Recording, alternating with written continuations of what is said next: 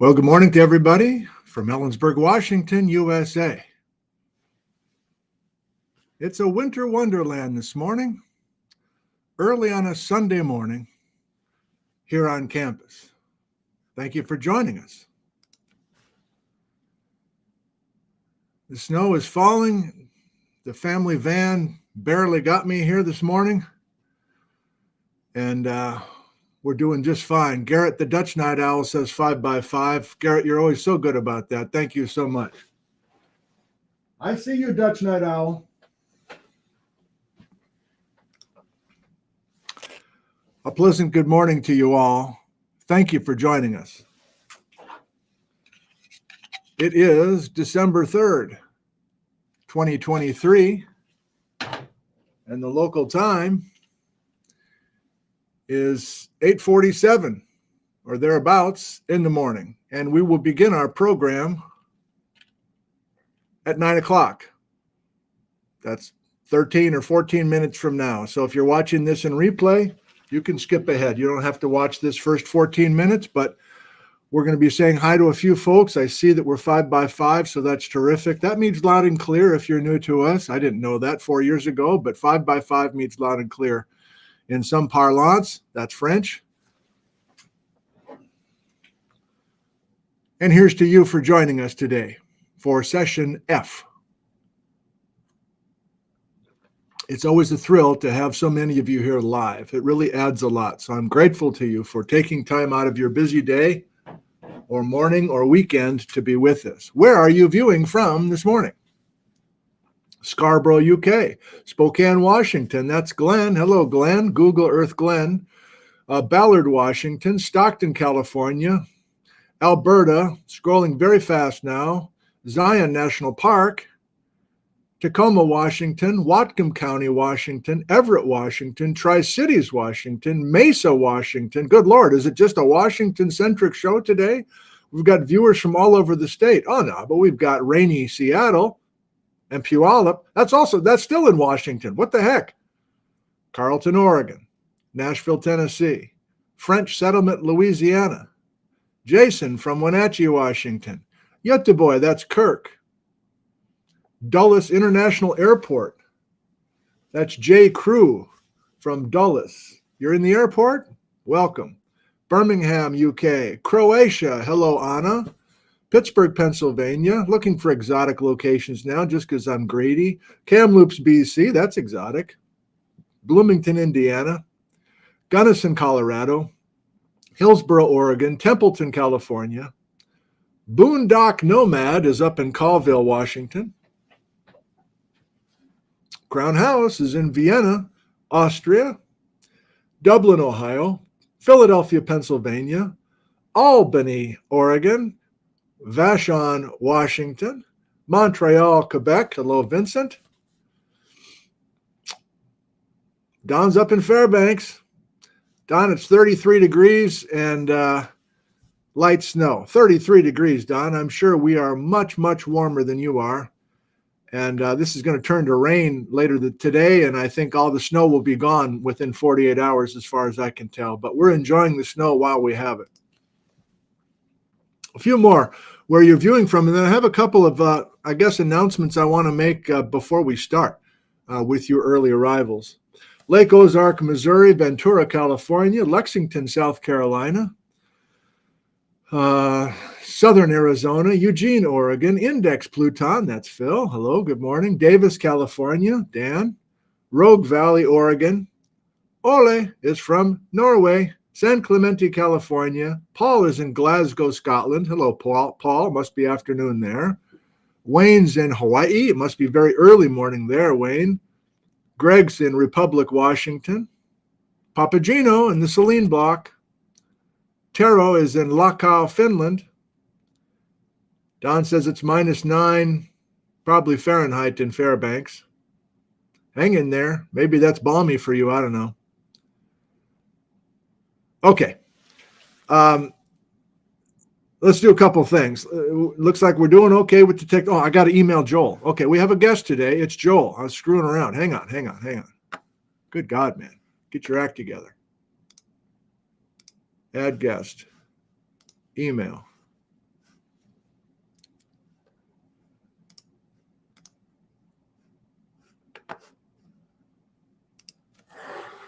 There that goes. Joel Gombiner in Seattle, Washington. Wow. Too comfortable this morning. Couple quick announcements. And I almost hesitate doing this because the space is very small. But why not?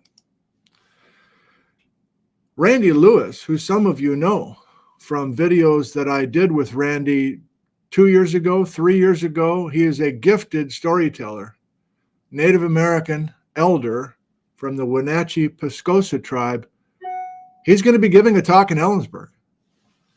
And this is posted on the Kittitas County Historical Museum Facebook page. I know, you don't do Facebook, whatever. I'm just letting you know that Saturday, that's, what is that? A week from this coming Saturday, December 16th, 2 to 4 in the afternoon at the Kittitas County Historical Museum. You are welcome to come and enjoy Randy Lewis live if you can get over here, if you can get over the pass. We'll see what the weather's like that day. Yeah, the museum is on 114 East 3rd Avenue. That's just down the street from where I live. So I'll be there, and I'm just letting you know about this opportunity to hear from Randy. And I'm probably going to get there at 1:30 because I'm sure there's going to be way too many people there to enjoy Randy. Unless the weather's terrible, I think they're just going to have too many bodies. So it's free and open to anybody. Randy Lewis, downtown Ellensburg. And I'm sure it will not be recorded. I don't know that, but I'm guessing it won't be recorded. I just thought you'd like to know about that in case the weather's cooperative and in case you haven't gotten a chance to meet Randy or hear from Randy directly.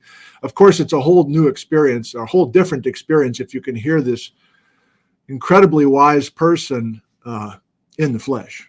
So that's Randy. And while I'm on Facebook, I just had a couple of ideas. I thought, why not? I'll share it to you. Backcountry Gary Paul, who may be with us this morning. Did I see that Gary's here? This is a nice little spin-off of what we've been doing in the series. Here's a Facebook post from Gary Paul, and he posted it to this Facebook group. And Gary was inspired after reading some of the Israel Russell work from the last episode and combined it with his wonderful photographs. So that's another way to enjoy what we're doing here. Also, maybe Gary was inspired by Backcountry Lindsay, who also posted to this Fans of Nick Zentner Hangout Facebook group. And she was also inspired by the Israel Russell writing of 1893. And she took that camp spot up on, I'm going to find this photo. So these are Lindsay's photos from prior trips, and she's just adding some visuals to, this is, so if you recall in session C, there was a very romantic passage from Israel Russell at his camp up on Kalakam Pass, looking down in the spring of 1892, I guess. And I like to think of it being right here where Lindsay is. So there's always fun surprises coming from this stuff that we are doing together. And there's more surprises to talk about today, including an email that came in 3 hours ago that I'm going to use today. So thank you to those guys. How are we doing? Oh, we still have 5 minutes. Let's say hi to a few more of you and make sure that, now I'm nervous. We're not frozen, right? You can see this.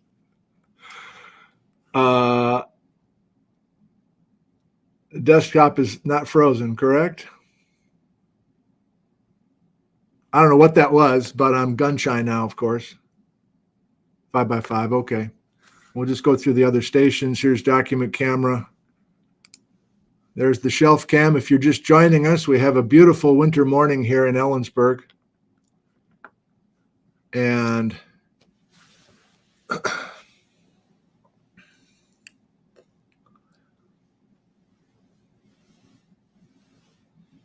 it's the most wonderful time of the year. bum bum bum bum bum bum bum bum bum bum bum bum bum bum bum bum bum bum. Everybody. Bum bum bum bum bum bum bum bum bum. Where are you viewing from? We'll say hi to a few more, and then I have to. I need to do my little walk. I'm going to do my walk in the snow here to get myself ready. Doing my hot mic segment. Okay, where are you viewing from? Bonus points for extremely exotic locations here on a Sunday morning, but part of the reason I chose Sunday morning at 9 is to hopefully get a bunch of European viewers with us, and that's maybe outrageous. Ottawa, Canada, Mission Hills, California, Townville, South Carolina, Jefferson City, Missouri, Burlington, Washington, El Cajon, California, Santa Barbara, Hamelin, Germany. Sven, thank you for coming through for us here. Cretaceous, Texas, Cincinnati, Ohio, Memphis, Tennessee, Oakland, Oregon, Gordon's in Glasgow, Scotland. Adele, Auckland, New Zealand. What time is it there, Adele? You are a regular. Thank you. There's Leslie and Mike from Boxborough, Massachusetts. Late morning for you guys there, maybe about noon, huh? Prussia, Pennsylvania. Bug Scuffle, Texas. Chance, are you playing with me? Parle Francais. Keene, New Hampshire. 3 more exotic locations, and I need to take my walk. Colfax, Louisiana. We'll count that as exotic. Bo is in Eberluk, Denmark. Hey, Norley's back. I haven't seen it this morning, but she's back in Africa. She took a break from her Africa trip and did some stuff in India and did some rally in Croatia or something and got hurt. I just wasn't into it. I like the journey through the continent kind of a thing. So I'm excited that she's back in Africa. I'm sure it takes a toll on her for a bunch of reasons, but I'm looking forward to being back with Norley. Itchy Boots YouTube channel if you're unfamiliar. All right. Yeah, we got almost 700 here live and a few more pouring in. Thank you for joining us today. We're going to get started in a couple minutes. I'm going to take a quick walk outside.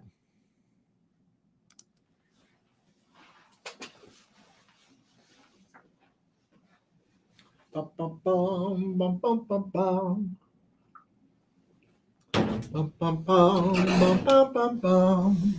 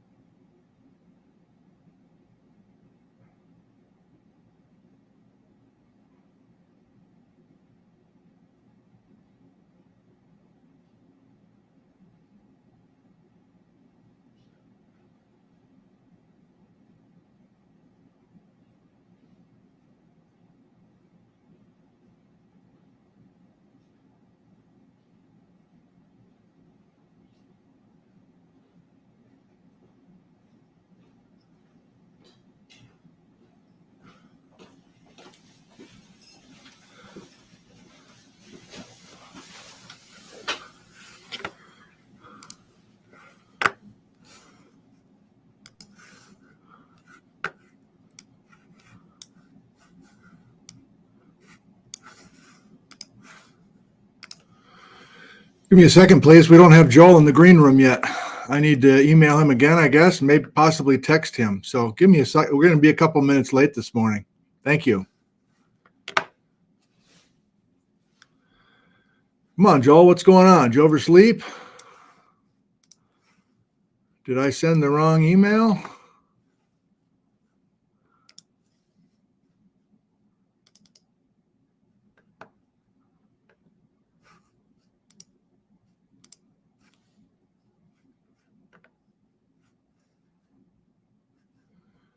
Gmail to Gmail. That's the link. I guess I need to text him quick. Thank you for your patience.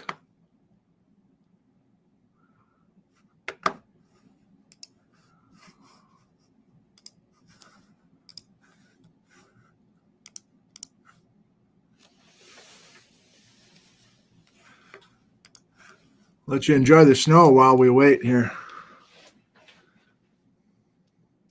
I turned my phone off just because I think possibly it interferes with the mic, but I need to text Joel. Bro, you up?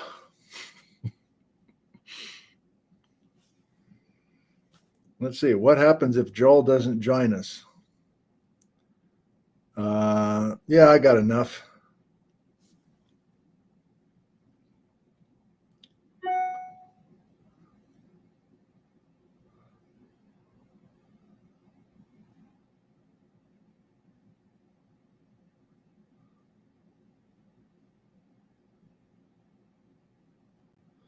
Joel, you awake? I'm live and hoping you can join.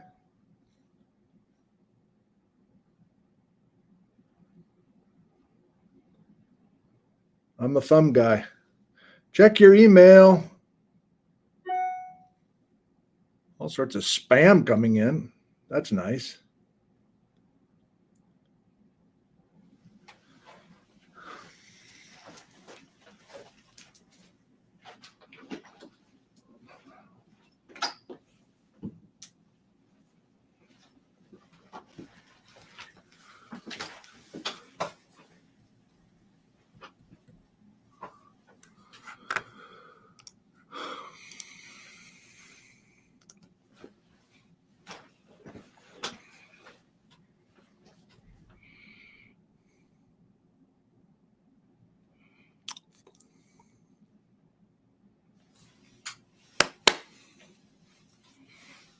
I'm late. A pleasant good morning to you all, and welcome to Ellensburg, Washington, USA for episode F, which is entitled Canyons Before Coulees. Well, now that's a sexy title. I must have been in a good mood yesterday when I put a title on this episode. Essentially, this is part 2. If you were with us last time, and I hope that you were, or got a chance to watch the replay of episode E, that was called Pre-Glacial Drainages, and there's just more of that discussion today, but I just didn't want to call it more pre-glacial drainages. So late in that episode last time, I stumbled into this question that I kind of knew I was going to ask, but I was happy with how it kind of unrolled as we were looking at those maps of those ridges in the Yakima Fold Belt. And so I want to revisit that question to explain the title. And I was struggling with technology last time as well. So if we go to Docky, the document camera, I remind you of the plan this winter, Thursdays at noon, Sundays at 9 a.m., and we'll be on that schedule for the foreseeable future. Here we are on the first Sunday of December, and I will see you next Thursday, December 7th at noon Pacific time, and that will continue to be our plan. But as I was struggling with technology last time, I had to show you the, let me get the gold box. I had to show you my notes because I was scrambling and was kind of out of sorts. Well, I kind of liked it, to be honest. So here's kind of the plan. These are my notes for today. So I want to explain that title and go back and forth between some slides that I have and some sketches that I want to kind of color for you. We're going to introduce 2 new characters today. Bailey Willis is a new name for most of you. I want to introduce you to him, and he will be a character in the next few episodes. And yes, for the first time this winter, I'm going to formally introduce our main character, which J. Harlan Bratz. We're going to meet him for the first time here. And then we're going to tell a story about evidence that I have from 1906 that Bratz and Russell met probably once and only once. So that's what I want to start with. We don't have our guest in the green room right now. I've tried to text and email. Let me double check one more time, see if he has an email. If he's got some problems. No email from him. And text. I should be able to get the text. Okay, so we'll just hope that Joel can join us. If not, I think I can operate without him, but it would be wonderful to have him with us. So keep your fingers crossed for that. Okay, what do I mean? Canyons before coulees. Let's go to some, this is one way to try to summarize what I was doing last time. Joel joined. Okay, hang on. Can you guys hang on for just a sec? Joel, hello, can you hear me? Can you wave if you can hear me, Joel? Okay, good. So Joel's in the green room. Thanks, Joel. I'm thinking 20 minutes or so, hopefully, and we'll come to you. So you take your time there getting settled. Wonderful. Okay, we're up and running, everybody. So this is a fast-paced review of what we were doing last time, and it sets up our discussion with Joel Gombiner today. So you've seen this animation a couple of times now, but I'm just going to play it on a loop here and talk over it. What was our hope in the last episode? The hope was we can establish the idea that Eastern Washington, if we got up in a Goodyear blimp or a hot air balloon and flew over Eastern Washington 2.6 million years ago, there would be topography there. There would be major river canyons. There were, I shouldn't say would be, there were river canyons, big and small. And not only the big river canyons, and this is a little animation we made for the Yakima River Canyon, which never got Ice Age floods. But the point is, look at, and this wasn't the main point of the animation, but look at the dendritic patterns that are getting established as these ridges are knuckling up. The idea is you do this slowly, you do this gradually. And if you uplift gradually, as we're doing here, and making ridges and valleys, anticlines and synclines, and you have a major trunk valley established before that folding, you can get this landscape that we're looking at. Why is everything knuckling up? This is review from last time. I need to calm down. Clockwise rotation of the Pacific Northwest is driving the uplift. So these lines right in here that are barely visible are the Yakima folds. And this is the trend we're going to look at today with Joel's maps as well. This is the structural geology that's the result of this ongoing clockwise rotation, which even predates the Columbia River basalt lavas. But most famously, since the Columbia River basalt lavas flooded Eastern Washington 16 million years ago, here's Spokane and Ellensburg and Tri-Cities, look at these folds. Look at these folds, which are knuckling up just like we saw in the animation. Here's the Badger Mountain anticline, which will come up a fair amount today, which continues across the river to the Aniat Range, by the way, which Bailey Willis points out and Russell points out. Here's the Frenchman Hills. Here's the Saddle Mountains. Here's Tanum Ridge. On and on and on. Each of these kind of folds in the linoleum carpet on the kitchen floor, what? Linoleum carpet. The carpet that's on the linoleum floor, that's a direct result of this story, and much of this drainage, therefore, is established. So verbally, I'm playing with the idea, again today, did Moses Coulee, Grand Coulee, and even the main Columbia River Valley between Chelan and Wenatchee have a major river canyon before the Ice Age? Yes or no? And if it's yes, maybe that helps us explain why the major coulees are located where they are. And maybe it helps explain why we don't have major coulees in Eastern Washington. You're like, oh, we got major coulees. We got the Palouse Canyon. We got some other things. I know, but there's special stories there I'm talking about the big boys, the granddaddies, the Grand Coulee and the Moses Coulee. I'm wondering if we have evidence today to support our idea that there was a major valley there before, carved slowly by rivers, and the rivers are carving because the land is uplifting, and the land is uplifting and knuckling up because of the clockwise rotation. I think you got it now. At least I hope you do. So yes, maps going back to Israel Russell in 1899 show this dendritic pattern. And look at this now. This is what Joel sent me this summer. And here's a knuckled ridge. And here's a divide. And here's a divide. In other words, the light colors are topographic highs. And cutting right across these topographic highs in some places are major river canyons. Here's the Columbia River. If you don't have your bearings, Wenatchee, Washington is right here. This is the Columbia coming downstream from Wenatchee. And we're looking at these dendritic patterns. We're looking at a bunch of things. So we're developing a new set of glasses to look for pre-glacial signatures. And I think it's worth continuing to think about that today.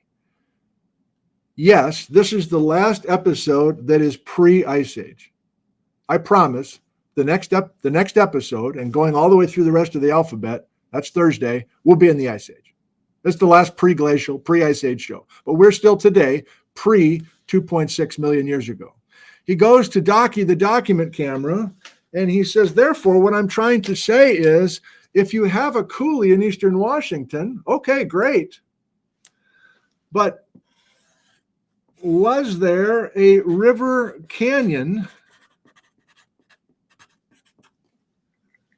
that got carved by a major river because this land is lifting? Those are arrows. And then if we carve Moses Coulee by the Ice Age floods, which we will soon enough in this lecture series, and if we make Grand Coulee, maybe we're just modifying a major V-shaped valley. Still just trying to plug you in from last time. Get rid of the golden box, boy, at least temporarily. So this is from last time, talking about water gaps, and here's our uplifting ridges that are forming after the main Snake and Columbia drainages are established. So this is new perhaps to many of you. That first of all, we have river canyons before the Ice Age, and second of all, we have these major rivers established before the Cascades, the Saddle Mountains, the Badger Mountain Anticline, the Horse Heaven Hills, before those ridges start to knuckle up. And it's not a new idea. This is Bailey Willis, who we're going to meet for the first time today, thinking this out. This is Russell thinking this out. This is George Otis Smith thinking this out. And ultimately, this is J. Harlan Bretz thinking this out 100+ years ago, before they knew about plate tectonics, before they knew about the Pacific Plate and the Juan de Fuca Plate doing their thing. Respect to these guys. Still trying to get you into it. We decided dendritic patterns are developing because we're uplifting the crust, and we have drainage divides, therefore, that are essentially tectonic drainage divides. And the dendritic pattern is getting established on both sides. What if this, golden box, nope. I know it's faint. What if this is what Moses Coulee used to look like? Just trying to give you a new visual now. Because I know we're going to go to Moses Coulee at least a little bit today. I think Joel, our guest in the green room, has plenty of things he wants to do involving big picture thinking. But I think we're eventually going to go to Moses Coulee at least for a little bit. That's his specialty. He's been thinking a lot about Moses Coulee in the last 10 years. What if we had a Moses River Canyon before Moses Coulee was carved? And then what if we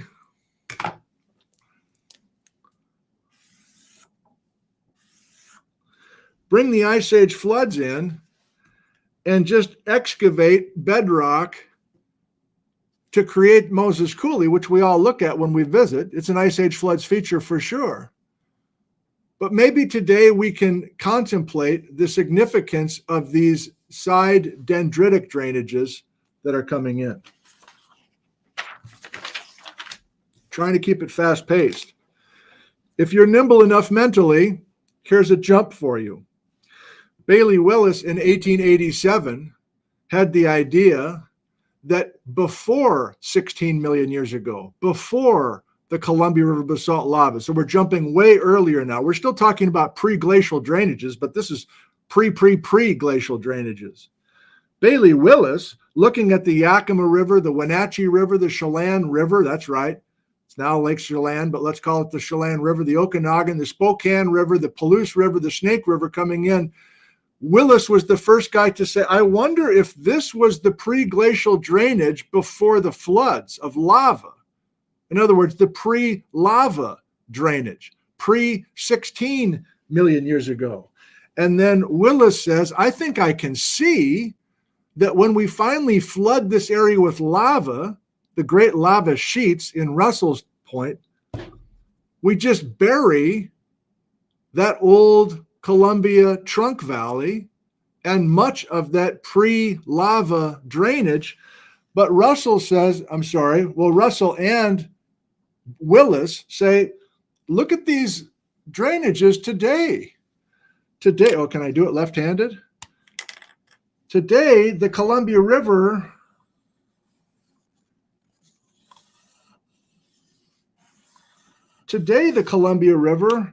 is along the margin of my hand. It's along the margin of my hand. What's my hand? The lava flows, the German chocolate cake. And so Willis in particular is noting that he thinks that these drainages here are older than the Columbia River Valley. And he says that back in the olden days, pre-lava, this was the original Columbia River Valley coming out of Canada and heading for the Horse Heaven Hills. So he says Wallula Gap is a very old structure. This is Wallula Gap, where all the Missoula floods are going to go eventually. But we're pushing that Columbia off of its former path, and we're burying that scene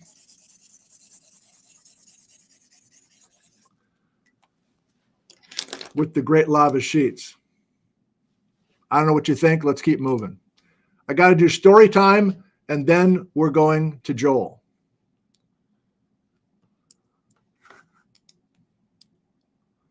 Look at these maps from Joel. We'll get to more of this stuff, but Moses Coulee and our pre-glacial drainages, hopefully you can start seeing some of this. I'm teasing a little bit of what we're going to talk about with Joel, I think. Oh my God, Joel. So I did a video in Moses Coulee in June, probably, and by email, Joel sends this thing, or maybe he put it on Twitter or something. I was like, could I have a copy of that map? Look at this. This is Moses Coulee. You just take a hot knife and you just cut, That is during the Ice Age. But are we now seeing that there was a former major river canyon where we now have Moses Coulee? And you're like, what's the evidence? I don't think I see it. Why else would we have these dendritic stream patterns heading to the floor of Moses Coulee? And yes, if you're familiar with the hanging valleys of the sides of Moses Coulee, that this is exactly what it looks like from up above. My God, Joel Gombiner with this imagery. How does he do it? Maybe we'll figure it out. Well, not to be outdone, yesterday, Sky Coulee sat down on his computer and whipped up this, which he stressed was a quick effort. But I mean, good God, what a gorgeous map this is. We will probably continue to use this, so I don't want to spend 20 minutes on this, especially since we have Joel waiting. But here's Wenatchee. Here's Vantage area. Here's Tri-Cities and Wallula Gap. And Spokane's over here. So Sky is just looking carefully at these pre-glacial drainages and marking them in pink and emphasizing to us at the minimum, I mean, I haven't had that much time to look at this. There's so much to sink our teeth into. But he's showing some of these ice age flood pathways that are screwing up our beautiful branching pattern of the dendritic stuff. But there is dendritic stuff here. That's the point, I guess. Also from Sky, something similar to what Joel was sending to us, but making this even lighter to show there's more of this dendritic stuff.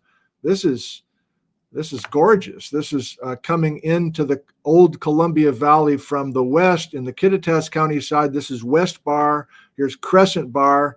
Here's Potholes Coulee. Okay. So do we have that established? That this is a pre-glacial signature from uplift, and we know what to look for with these dendritic drainages. I hope so. Okay. How am I going to do this? I need another 10 minutes, of course. We're introducing Bailey Willis for the first time. And this is from the front porch when I was doing shows during the pandemic, and there was an episode on Bailey Willis. Born in 1857. We're just going to introduce him today. I already shared one of his really interesting ideas. He's the guy that visualized the main Columbia Valley below the Great Lavas. But there's a lot that we can learn from Bailey Willis. Let's take a moment, because many of you are new, and I've heard from a number of you, you're kind of confused about how to find these scientific papers. So that means you haven't been with us in past alphabet series. I know that's terrible grammar, but at this point it's a joke. So if you go to nickzentner.com, you can go right now, I guess, but you can open another window and go here. nickzentner.com, it looks like this. And in the upper right-hand corner, there's the word floods, and there's a separate word that says Brett's. We're not really ready for the Brett stuff yet, but if you click on Brett's, you're going to find all sorts of stuff that's waiting for us. And you can, quote unquote, read ahead in the series if you want to just dive in. There's tons of stuff here that we will be using in the next month and a half. But that's not today. Today, we're just, and really the first 6 letters of the alphabet, we've been clicking on the word floods. And here are these papers that I've posted. Some of them are behind paywalls, but I've been able to get away from the paywalls thanks to many of you and other things. So these are all free and available to you. So here is Bailey Willis in 1887 talking about this idea about pre-lava Columbia River Valley. And on a personal note, I find reading Willis harder to read than Russell. That's just me. Maybe you'll feel the same. I don't know. But to me, this is slightly less elegant prose than Israel Russell. Maybe I'm just used to Russell at this point. But there's a ton of stuff here. And I guess what I'm saying is that 1, 2, 3, 4, 5, 6, 7 papers are just for this episode. There's no way I can pack 7 papers worth of stuff into the few minutes I have before we visit with Joel. So I guess what I'm saying is I'm having a blast reading all this old stuff. And the challenge is to get it down into a manageable, bite-sized version for everybody here. And especially on a show where we have a guest, there's even less time. But you can think of me as just a conduit to get you to some of these papers. And people like Gary and Lindsay and others are reading these papers for fun, especially because they know these areas. But even if you're in Croatia, maybe you'd want to read some of these papers on your own. So there's a mixture of old papers and new papers in almost every episode. Am I going to have 7 papers for every letter in the alphabet? Probably not. But I really got in deep with the Russell stuff. Okay. Please note that there's a Michigan Academy of Science paper from 1905. That fits into the story time, which I'm about to tell you. And then we're going to Joel. Joel, give me another 10 minutes. I'm sorry. I keep stretching this out. Are you okay? Give me another 10, and then the rest of the show is you. Okay. So this is a big moment in our series. I mean, it'll be a big moment with Joel, but if we go back to the slides,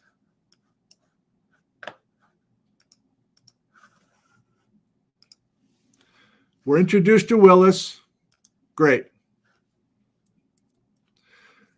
This is Willis's original idea, and then McMacken in 1937 said, well, can't we take this sketch map of the Columbia and go back to a time when the Columbia looked like this? So I'm sure that Macmillan took took his notes from Bailey Willis a half century earlier.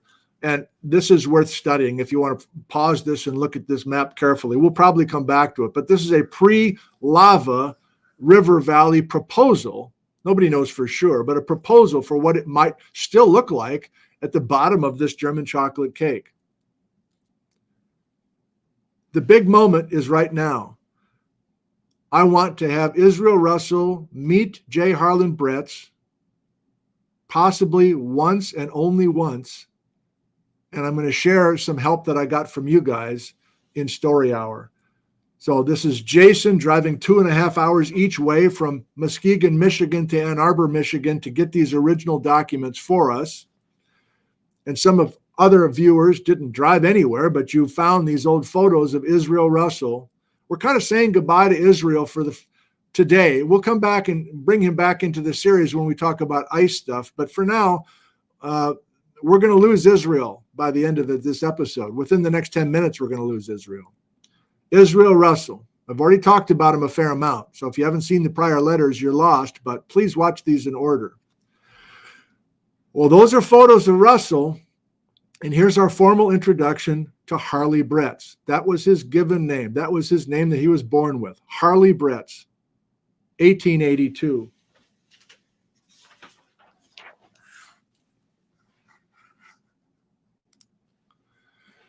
Born on a farm near Saranac, Michigan. Harley Bretz goes to Albion College, a Methodist college, from the fall of 1901 to the spring of 1905. He meets Fanny Chalice. He changes his name to J. Harlan Bretz while he's in college. He was a biology major. I'm talking about Bretz now. And his mentor at Albion College was not a geology professor. It was a biology professor named Charles Barr. And at 4 o'clock this morning, so my eyes popped open at 4 this morning for whatever reason. And I knew I was going to start thinking about this episode and I wouldn't be able to get back to sleep. So I went upstairs, got some coffee. Bijou was sitting in my lap. We're getting ready for today's episode. I'm drawing out a couple of things. And I get an email at 4:20 this morning from Jesse. Jesse, I don't know where you live. I don't know much about you. It looks like I got a few other emails from you over the years. But Jesse said, I found evidence that Bretz attended the Michigan Academy of Science meeting in 1905 when he was a biology student. And his mentor, Barr, was also there. So, as a senior biology major at Albion College, Bretz went with his advisor to Ann Arbor, Michigan, and Harley looked about like this at the time. He was in his early 20s. And this is what Israel Russell looked like at that time. He's about to pass away. So this is a big moment for us because Russell is 53. He's going to die on May 1st. Harley, I guess now newly christened himself, J. Harlan Bretz, is 24. And what did Jessie send me this morning? Well, she didn't send me this. I was planning to tell you that the one and only time that Russell and Bretz were in the same room was at the Michigan Academy of Science meeting in Ann Arbor, Michigan in very late March of 1906. I was prepared to give you that story. And that comes from John Sonickson's book and other sources. And I was prepared to show you there's Russell's address. I looked it up. There's no house there anymore, 1703 Hill Street in Ann Arbor. But again, this is 1906, and we have J. Harlan Bretz from Flint. So he's now a high school teacher in Flint, Michigan. But this is what I got from Jessie this morning. She says, look what I found. She's got the entire document, the entire report of the previous year's Michigan Academy of Science meeting in 1905. And you're like, what's the big deal? Well, at this point, Bretz gave a presentation on biology, fieldwork in botany for the winter season, a 10-minute talk by J. Harlan Bretz from Albion College. And Russell, apparently in the same session, professor at University of Michigan, gave a talk on drumlin areas of northern Michigan. Here you can read the paper that Brett's presented as a senior in college, nothing to do with geology. I don't know if anybody knows about this document. So Jesse, props to you, viewer Jesse, from finding this somehow. But now we go ahead to the 1906 meeting of the same. And this is the actual program that Israel Russell had at that meeting. And I know that because Jason from Muskegon drove to Ann Arbor and took photos of the papers in the Israel Russell collection. And here's this folded paper from this 1906 meeting. And this is Friday morning, March 30th. Joel, don't be mad. I gotta do this. Joel, don't be mad. So there's a bit of a discrepancy that I found between the Brett's dates from this important meeting with Russell in John Sonickson's book, and I still haven't heard from John about what the discrepancy is about. But I have memories written by J. Harlan Bretz when he's about to turn 90 years old. So this is Brett's in 1972, and eventually I will make these memories, paragraphs and reflections by Brett's. I'll make them public for everybody because they're in the archives, and I have permission from Brett's grandson. Can't remember now. I've made contact with two of Brett's grandsons. Maybe one's a great grandson and one's a grandson. I think that's what I have. I'm going to read to you, and then we go to Joel. This is Brett's at age 90, thinking back to that Michigan Academy of Science meeting in late March of 1906.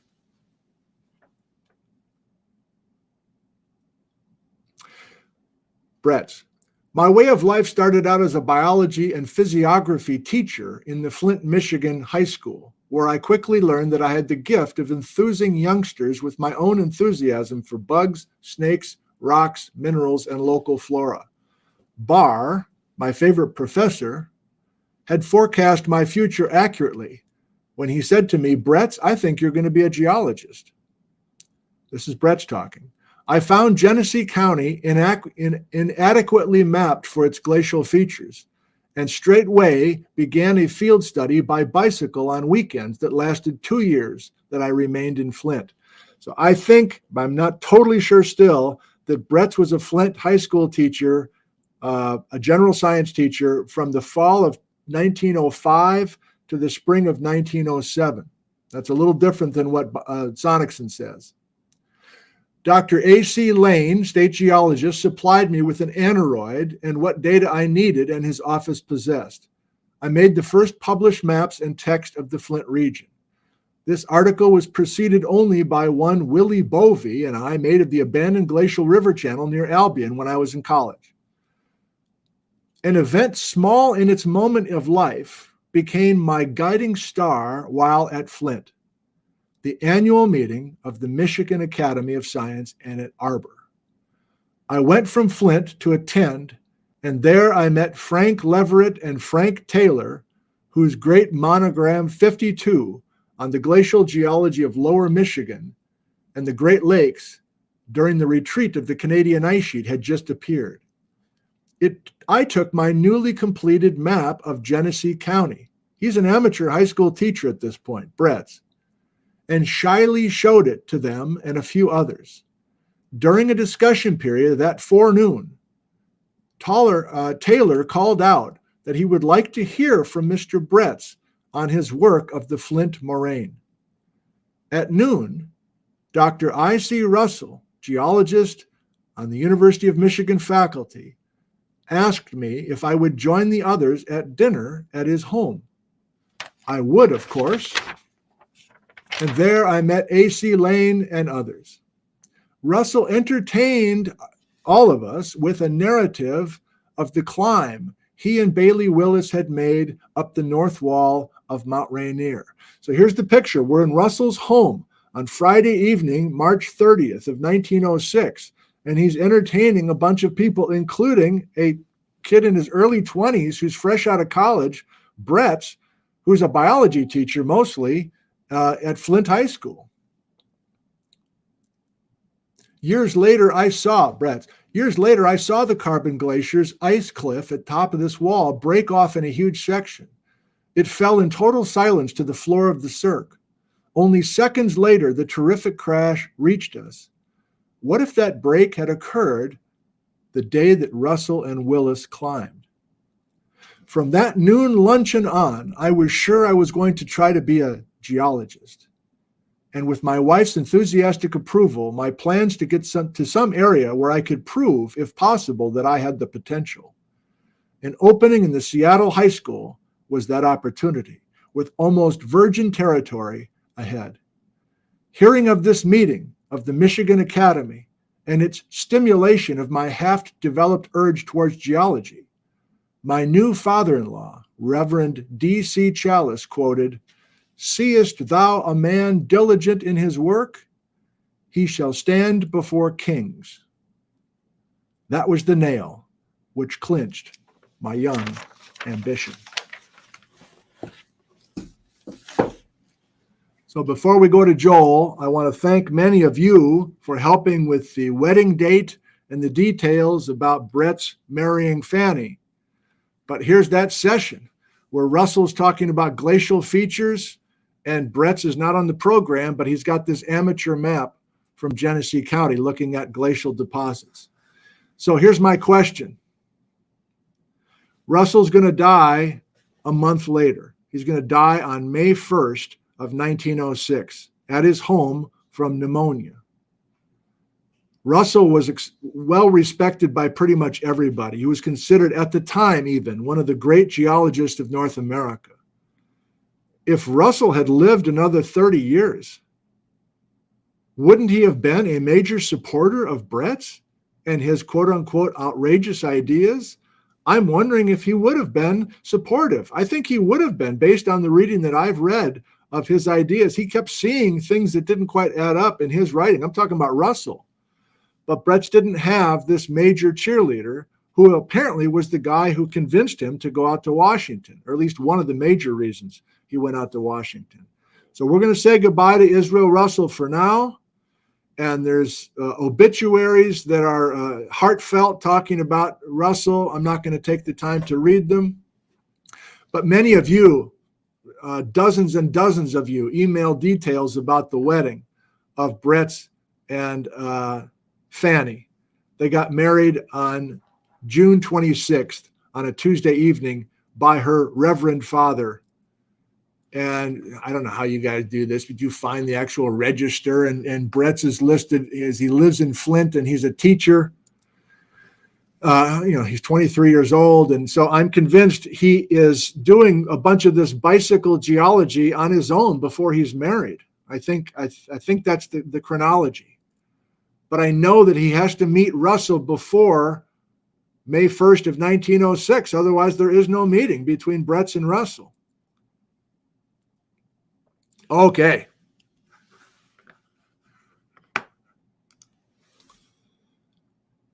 Thank you for your patience. That's what I wanted to do. And we're going to do a major change right now and talk about a living geologist from Seattle, Washington. We're going to bring him in. Hope it works okay audio-visual wise. And then Joel has some modern maps that can build off of some of this Canyon Coulee concepts. And we can go wherever Joel wants to go. Joel, I'm coming for you, baby. Let's give this a try. Joel Gombiner, good morning. How are you? I'm doing well. Can you hear me? I can hear you just fine. Am I sounding and looking okay to you? All good. Good. Okay. I appreciate your time this morning, Joel. So between you and Jerome and Sky, I feel like we have three guys who are, you totally get what's going on here. You've been in the live chat the last couple of shows, so you have a good sense of this. Can you remind everybody where you have been studying geology and what your dissertation topic has been recently? I'm apparently a bit loud compared to Nick in the No, chat. you're fine. I'm You're fine. You're good. Okay. Yep. All right. What was your Yeah. please. Well, my dissertation was called The Okanagan Lobe and Moses Coulee during the last glaciation. So that spells out the location and the time. Doesn't tell you what the actual topic was within that. Right. But so I've been in the northwestern part of the Columbia Basin. Waterville Plateau, Grand Coulee, Moses Coulee, Afraid of Fan. I think I want to be spontaneous right now, Joel. What have you seen so far with this humble little series that is new to you? Are there some ideas that we've been doing the last few letters that maybe didn't make your dissertation? The old literature somehow, I mean, I've been thinking about this stuff for, I think I met you 10 years ago or something. I mean, I've been thinking about this stuff for a long time. Yeah. And no matter how much time I spend, there's more papers I've never found, I've never seen. So seeing that map you showed of the pre-flood basalt drainage system, that's new to me. Yeah, that's an important lesson, that you can spend a solid decade on something and you're still discovering stuff almost every day. And the fact that you're open to these new discoveries says a lot about you. And there's plenty in your future as well. I'm excited to get to your imagery, and I'm feeling like we can just kind of play off of that if you're feeling okay with that. Should I just bring that first slide in, and can we just kind of go for it? Absolutely, yeah. Okay, good. Let's do that. So here's Joel. By the way, before I do that, what kind of computer do you have? What kind of training do you have to create these gorgeous maps? I would have no idea how to do what you're doing. Yeah, I mean, I took a course in ArcGIS, and then I've been using a program called QGIS, which is completely free and has the same capabilities if anybody's trying to get started. Wow. And then I really have to give pretty much all the credit to Brian Atwater, because if you ever look at some of his recent maps, he's an incredible map maker and designer. And at some point I'll show you a map before I worked with Brian, and then after I worked with, it's like night and day. I mean, he taught me everything about how to render topography, how to label the map. It's all from him. It's a surprise, and yet it's not a surprise. It's a surprise because I think of him as this old school guy in a canoe and being hands-on and super throwbacky, but I also know he's very good with visuals, and it's not a surprise that he would have these kinds of skills developed. So that's really nice to hear. Yeah, for example, you showed one map I sent you when you asked me to make a map of the entire topography of Washington State, where I was using a more of a rainbow color scheme. Yeah. And now you'll see I'm using black and white more. That's intentional. Okay. Because the rainbow can create boundaries or structures where they don't exist. Whereas the black and white is just a continuous, our eyes perceive it more as a continuous, even gradient. So interesting. Well, that's perfect. There's a lot of thought that goes into the renderings, for sure. Thank you for that. That's really great. Perfect lead in. Let's do it. Okay. So I can see our two heads, and I can see that map nice and big. Can you see? Okay. So we're looking at my screen. Yep. Okay, good. Do you want to get us started? How should we operate here? Yeah, I kind of wanted to start with the big picture. Yeah. And I don't know what I want to say about this, but I mean, we've been talking about the Columbia Basin, we're looking at a map of the entire Western United States, and you can see we have topography colored from 0 meters to 3750, and then I've also put in the bathymetry, or underwater topography. Okay. And the Columbia Basin just stands out as an anomaly in the Western U.S. I mean, the Columbia Basin and the Snake River Plain are these low spots in an area of overall high topography. Mm-hmm. I mean, there's other basins in here, and that's where I started on this. Is why is the Columbia Basin even here? But Well, to your point, half the time it's called the Columbia Plateau, half the time it's called the Columbia Basin. It's like, how can both be true? yeah, Yeah. I mean, that's true as well. Okay. All right. So I don't know if folks in the chat have any questions or observations about this, but I'm sure they will. Let's just kind of roll through stuff, you and I, keep the visuals going, and then yes, we'll definitely do a nice live Q&A session with the viewers, and we can kind of rifle back to certain maps if people has them. But I prefer doing it that way if you're okay. So I mean, one explanation I've seen is that it's all related to the hotspot. Yeah. The hotspot's over here right now. Yeah. And there's this idea that you have a plume coming up that creates high topography beneath the plume and potentially low topography adjacent to the plume. That could be part of it. And then once you bring in the flood basalts, that potentially accentuates pre-existing topography, creating additional subsidence. Yeah. But that's about as far as I've got with this. I mean, you've been focusing in on this map in this area. Beautiful. Yeah. And I just kind of wanted to walk folks through a couple versions of this map. So you can see in this one, we're going from 0 to 10,000, 9,800 feet, about 10,000 feet or 3 kilometers. Yeah. And there's no hillshade layered over this topography. So in the next map, I've added a hillshade layer to see the difference in how that looks. Yeah. It brings out slopes a little better. And then because you're really interested in the topography in the basin, the third version, we're going to narrow the band to 1.5 kilometers. So now we've kind of washed out all of the mountain topography. Look at that difference. So on this map, we can really see the heights of the volcanoes and the details of mountainous topography, but we're not interested in that today. This is just a mountain range to us, and we're really interested in the details down in the lowlands. So to highlight that, we just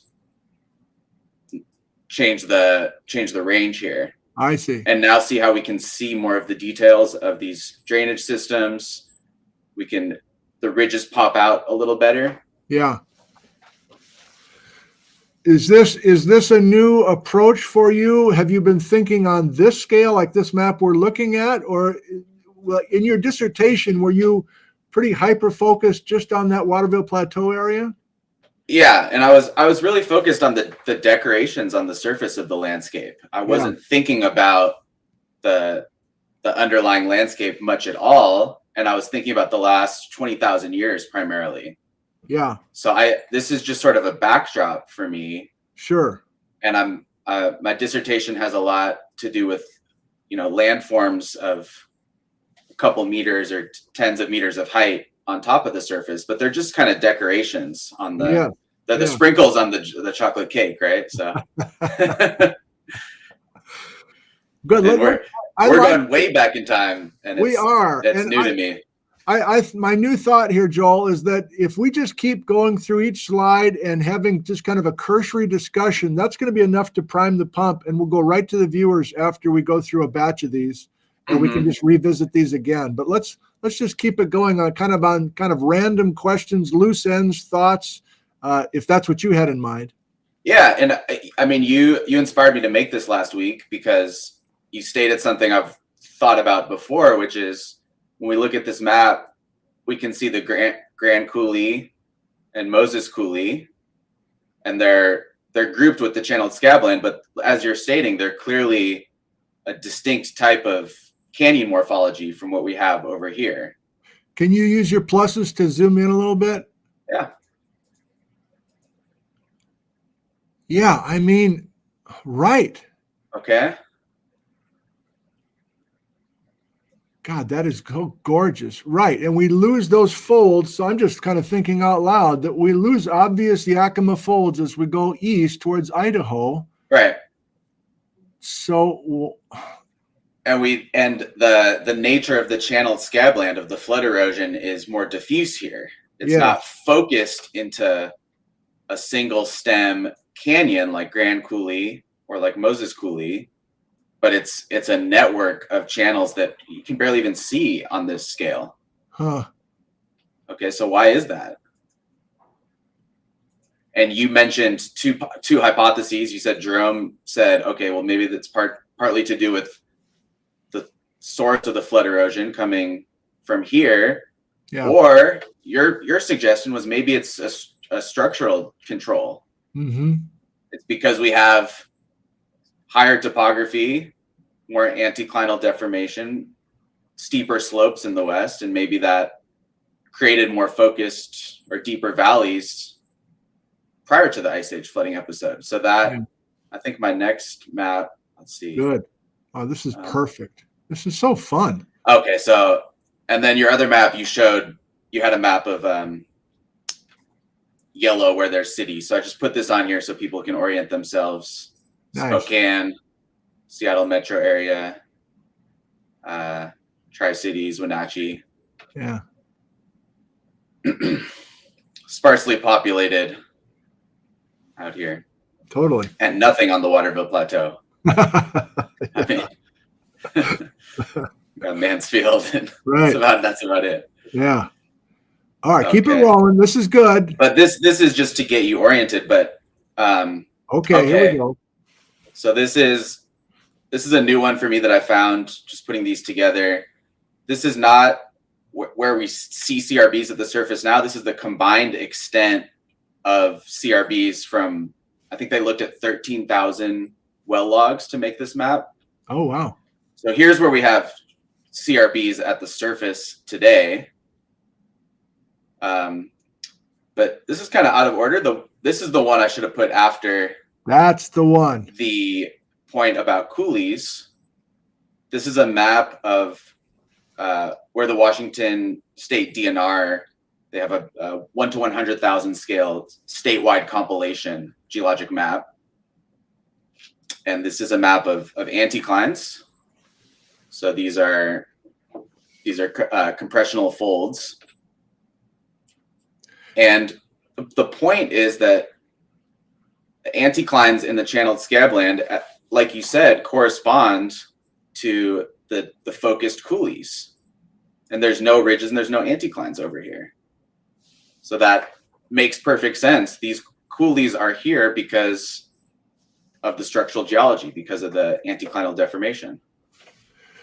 Well, that's my favorite of these because of the plotting of those anticlinal crests. So every yellow line is an anticline. And if we can zoom in on this one, Joel, I just want to point out a couple of things. I don't expect you to have an answer, but I guess I'm asking myself and the viewers, yeah, God dang. So many of those east-west-ish trending folds, like can you point out Ellensburg? It's kind of to the lower left. It's yeah, right in there. So around our valley here, we have the pretty classic Yakima folds, and the trend of those generally makes sense. And I'm confused by this other trend of those yellow lines going northeast, southwest, kind of over by Moses Coulee, and I assume they're all part of the Yakima fold. I assume they're all the same age roughly and from the same story, but I don't understand those geometries very well. I don't either. I mean, there's an east-west, and then it kind of goes southwest a little more here, and then more northeast. So I don't know. I mean, there's a gap, and in papers about the Yakima fold and thrust belt, they typically end here. Yeah, they just don't consider this stuff. Right. That's a great point. And in particular, this one. I mean, this anticlinal ridge, I don't think even has a name. Well, isn't that the Coulee monocline? Okay, but it's an yeah, but yeah. It's a prominent ridge here. Yes. And how exactly it relates to the Badger Mountain anticline, right, and the Beasley Hills, it's a mess in here. It's not nearly as simple of a story as these ridges. Yes. And I think that maybe just causes people to ignore it. I don't know. Maybe. Maybe so. And on a related note, they must be minor, but I don't understand those anticlinal ridges down there in the Snake. I don't know. I mean, and I haven't looked through this data in detail. Some of these could be erroneous or minor. This is just a quick map, just going to their database and saying, plot anything that's an anticline. Yeah. Well, to me, the Badger Mountain anticline and the Coulee monocline are the two major structures that are playing a role in the development of the Grand Coulee and the Moses Coulee. And we're ahead of ourselves. You're being nice and disciplined here today and not wanting to talk about generations of ice age floods and things like that. I mean, that's coming down the road. We're just kind of laying the groundwork for this. But I think we're going to keep, at least I think I'm going to keep thinking about these folds and these fold trends. And there might be a few folks who can help me and help all of us. I'm seeing a bunch of comments in the chat. I just kind of want to get caught up. Sure. So you're doing it all. Wow, nice job. There's tons there. Do you want to go to some live Q&A right now, or you going to do a few more slides? Let's see. What else you got? I don't know. I don't remember. Anticlines and CRBs. Okay, this is just the point that where the CRBs are at the surface today is primarily where they've been uplifted, and where they're buried is in these synclinal basins. I don't know if there's much to talk about there. And then they've also, of course, been exposed in the channeled scabland from erosion. So there's sort of two ways that they're at the surface, either from erosive forces or from uplift, which then causes erosion. Well, I'm going to violate my own rule. I was just complimenting you on how we're staying disciplined, and we're not talking about the Ice Age floods yet. But I think I'm thinking right now, like we've got divides that are tectonic, and they're being destroyed by. No, I'm going to wait on that. That's going to take us a whole new direction. Okay. I'm stopping myself. You got another map? Oh, boy. Here we go. Yeah. So that's just going with this map. Yeah. And let's just talk about what this is and what it's not. Good. So this is showing multiple different ways of mapping where Ice Age flooding occurred. Mm-hmm. This is a model from Denlinger's et al.'s group at the USGS, and it's showing where within the model there's flood inundation. Yeah. These are not necessarily areas of strong flood erosion. For example, in here, the water was, or at least in these basins, away from outlets, the water was calm. Yeah. Fairly still. And then I've also included my mapping of tracing out channels on the Waterville Plateau and the Puget Lobe. Could you please zoom in? Thank you. Let's see if that works. Beautiful. So this is my new contribution to the channeled scabland, is this channel network here that's previously been interpreted as being related to water coming out of glacial Lake Columbia and spilling either this way or potentially this way into Moses Coulee. And what I see is a subglacial radial channel network coming down from the north and radiating out in all directions. So I think this channel network is inconsistent with some of the previous interpretations of spillover from glacial Lake Columbia during a Missoula flood. Yeah. And then it's not unique. We also have a tunnel valley network in the Puget Sound. It's at a totally different scale. Oh, wow. Potentially because of the substrate being sedimentary or for some other reason. But this map is showing kind of three types of floods. Missoula floods subaerially going this way, Okanagan subglacial floods, and Puget lowland subglacial floods, which drained out that way. Well, this is perfect because we're heading to Puget Lowland the next couple of shows. Brett's is going to show up in Seattle, and we're going to start looking at his mapping over there. So this is a nice little tease. But I think where we wanted to end up today was back here. Yeah. With this relationship between the anticlines Yes. and canyons, right? So if you don't mind, one thing, and then viewers, we're coming to you. Get your uppercase ready, please. Oh, Jeff from Bimman's Bakery is here. Fantastic, says Jeff. Can you zoom in on where Moses Cooley is cutting through the anticline, please? I'm maybe stealing your thunder here, but when you first created this this summer, I think Sky Cooley, it wasn't you, I think it was Sky by email said, oh, I think Douglas Creek was the original preglacial valley that went through that anticline. Can you point out Douglas Creek, please? Here. So that was a brand new thought to me then. I haven't thought about it much since. Could you zoom in even? I'm getting greedy now, Joel, even a little more. So possibly we can reconstruct the Douglas Creek dendritic pattern and follow that Douglas Creek dendritic thing through a water gap that had nothing to do with the Ice Age floods. In other words, pre-glacial, through that knuckled up Badger Mountain anticline. And then when you then you bring in the Ice Age floods, whenever we're doing that, it's sometime in the last 2.6 million years, probably multiple times.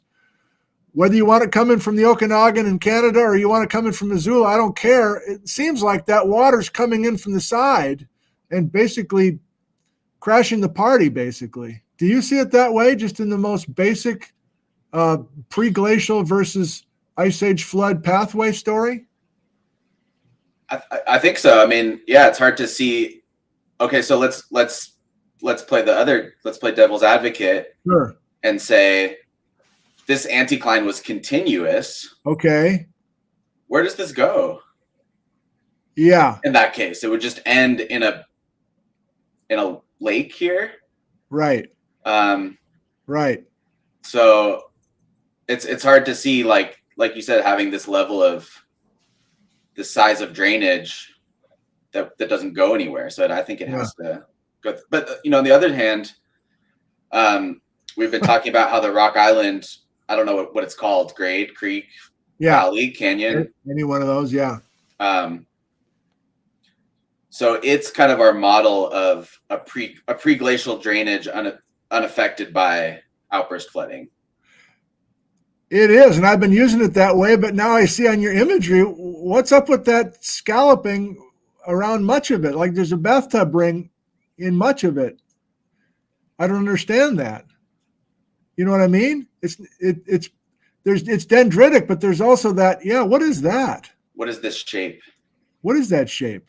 I don't know. I mean, one difference that's obvious is that it's more of a V-shaped valley. I think you've probably talked about this in your videos, but you can see that on this map, that there's just a narrow, dark channel that goes through there compared to Moses Cooley. Yes. Where it's widened. So I think it helps you imagine if you just sort of translate this over here and then imagine a flood coming down. It's not really necessarily deepening it, but it's just widening it.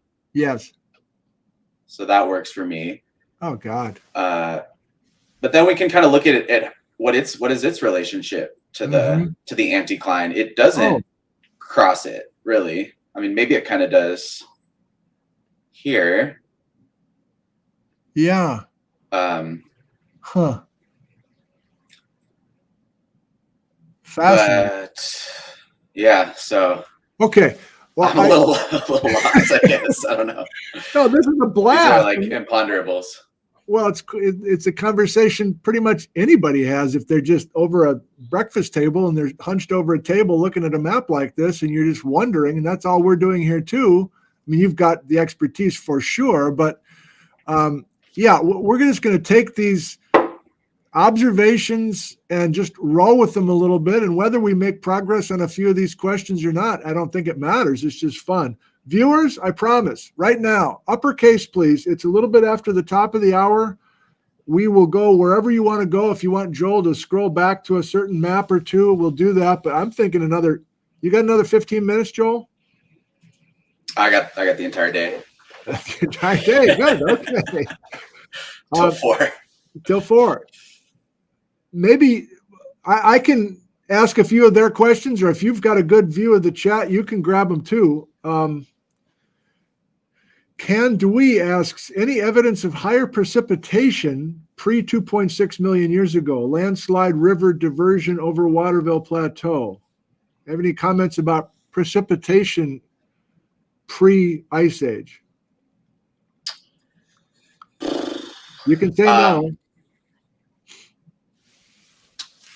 I'm not an expert on that. I mean, the way I think about it is that precipitation here is controlled by the Cascades. Yeah. So we have air that flows over the Cascades today, and it sinks in the Columbia Basin, creating subsidence and drying. So it's driest here, and it gets wetter to the east. And then it's also just controlled by global climate. So globally, the climate has been in a colder and drier period throughout the entire Pleistocene. And as we go back further back in time, the climate gets warmer and wetter. So those two factors, the height of the Cascades and sort of the state of the global climate,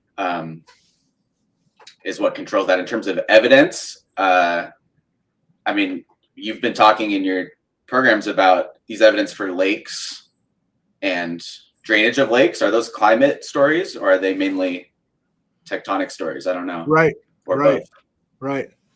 Let's keep it going. I'm going to kind of grab the questions because some of them are going to be asking about the floods and the position of the ice, and we're going to hopefully have you back, Joel. We'll just save some of that for then. Zalash asks, those 13,000 well logs, how many were below the basalt? Do you have any sense of? I think it's like 10 or 20 that I think you mentioned that they were drilled for oil exploration. Yeah. Yeah. So I think most of them are water wells in basalt and interbeds. Okay. And then it's in the report, but it's maybe 20 that are the deeper oil wells. You're doing great, man. You're doing great. This is a blast. I took your maps off for a second. Sharon in Malaga wonders, can Joel make his maps available in the flood paper tab in Nick's site? So I don't. Yes. I mean, they're available. I mean, they're okay. So that PDF that they're you not sent me, secret. Yeah. Okay. What if you're okay if I just post your, whatever there are, 10 maps as a PDF under floods on my site? Does that work okay for you? Yeah, whatever works for people. I mean, okay. They can be, if you wanted it a higher resolution, we might need to do something a little different, but no, I think that works. That'll be good for now. Yeah. Would be lucky to get access to any of those.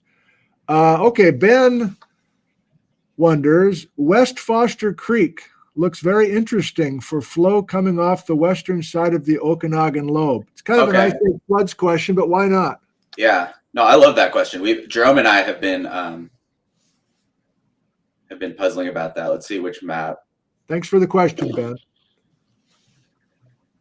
Let's just go back to. Oh, John's got a good question too. Okay. Yeah, so Ben is it was Ben, right? Yep. Is talking about these two features here. Is that right, Ben? I think so. Yeah, this is a really interesting story in terms of, I mean, pre-glacial drainages. So again, we have this Coulee monocline, anticline here. Yeah. And we have that continuing here and kind of wrapping around. Yeah, weird. And prior to Grand Coulee, and this may put a wrinkle into the story of there being a valley here. It looks like there's potentially a valley going this way, draining the west side of this anticline. And people have said that Northrop Canyon basically connects to Foster Coulee, and Whitney Canyon is part of an older westward dendritic drainage system. And then this West Foster is part of that as well. Yeah. But Ben was saying, could these valleys potentially be overprinted, or could they be some kind of palimpsest of an older dendritic drainage system going to the north and then subglacial flow, reutilizing that going to the south? and kind of widening these things. Is that what you were thinking, Ben? I mean, I think that is kind of how I see it as well. Well, regardless of direction of water flow or whatever, you and I were on that Carl Lilquist trip sitting in Foster Creek watershed. Yeah. And I thought that I tried to keep my mouth shut most of the day, but I thought I saw big towering basaltic walls, and I thought I could visualize them going down into the subsurface. Like, why can't we have a huge coulee here at Foster Creek that is mostly filled with frosting? Yeah, so that's kind of how I mapped it here. Is they connect to these really subtle channels on the plateau surface, but not 100% sure. All right, thank you, Ben. Right. Yeah, good question. Moving. So John's got one. Why did the Spokane River drainage not form a coulee? So now we're both just kind of out of our element. But yeah, if we're looking at all of these river drainages, these pre-glacial drainages over by Spokane, there's basalt over there, and we got major floods coming over Spokane, regardless of which story you listen to. I think it's that point that you need a steep slope. You need an anticlinal ridge. Yeah. The surface here is too flat. I like it. Kind of forgot my own point. Thank you for reminding me.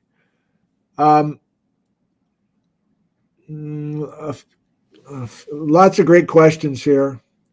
Pat Miller from Yakima, is the Coulee monocline older than the Yakima fold belt? And there was another question about the Beasley Hills. Like, at this level, I think we're all just, the simplest approach is to visualize all these anticlines forming at the same time from the same clockwise rotation. But just like the floods, that's the easiest thing. Just imagine everything happening at once. But it could get gray and more challenging to tease out different generations of things. Yeah, I mean, I think one way to look at that is the thickness, is how basalt flows pinch and swell, and that tells you something about where there were basins and ridges at the time of the basalt emplacement.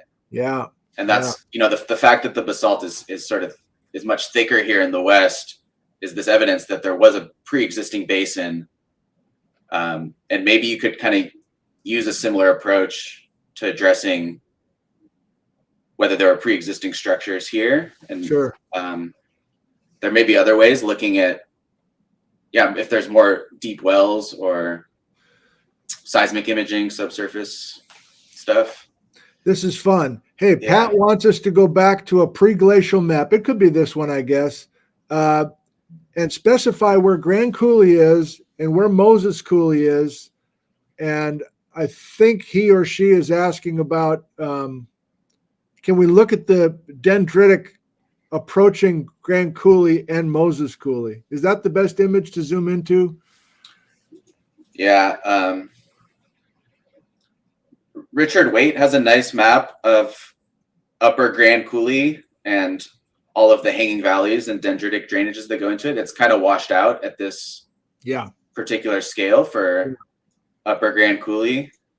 So that's Upper Grand Coulee. And on the west side, a lot of it has been overprinted or obliterated by glacial erosion. So ice sheet was on top of it. Yeah. It's easier to see typically. And there's also a strip of flood erosion here. Okay. So you can't really see it here on this resolution, unfortunately. In Moses Coulee, you can kind of see some of the dendritic systems going in, but I think, I think this whole map, this was the lower resolution one. Let's go back. Okay. Yeah.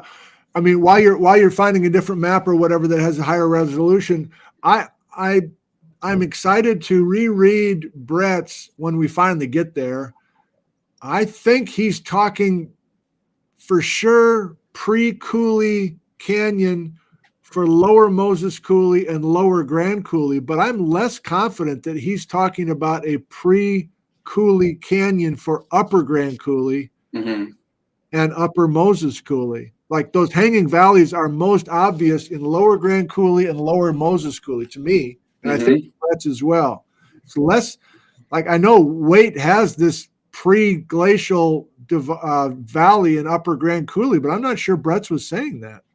Yeah, and I just want to come back again to the relationship between that pre-glacial valley in Upper Grand Coulee and the pre-glacial Foster Creek. Okay. They seem like they can't exist really at the same time if Foster Creek is truly, if the headwaters of Foster Creek are here, and the drainage is all going this way, right, there's not going to be a major valley going in the other direction, cross-cutting that. So I wonder if there's potentially maybe a tectonic story there. Yeah, there's a lot to work on here. Good Lord. A few more. I appreciate everybody's questions. We still have more than 1,000, I guess. That's great.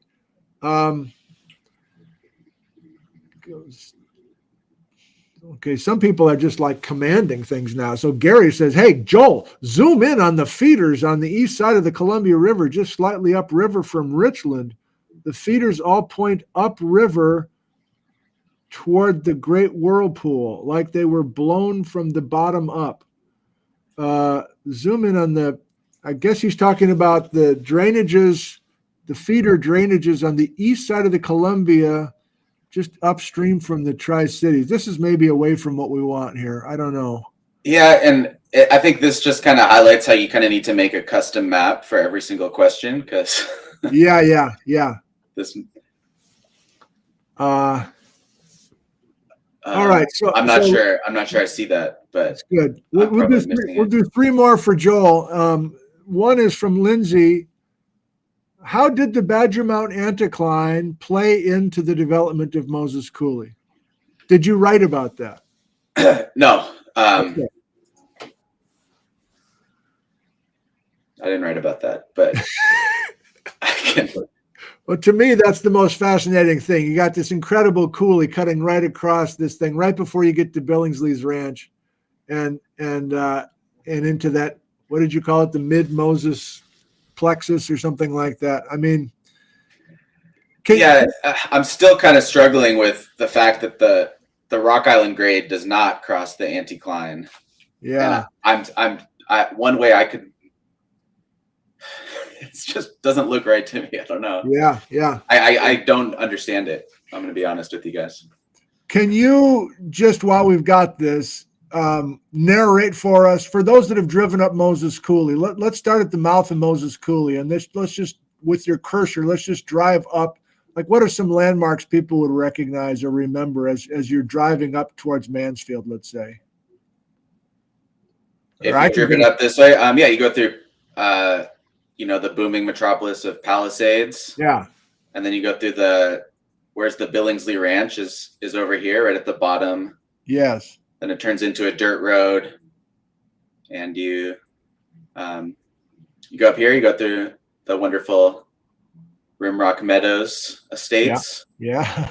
And then Highway 2 is here. Where's Dry Falls? Where's Dry Falls and where's Waterville? The town of Waterville. Waterville. So where's Waterville? It's just over here somewhere. And Dry Falls is over here. Okay.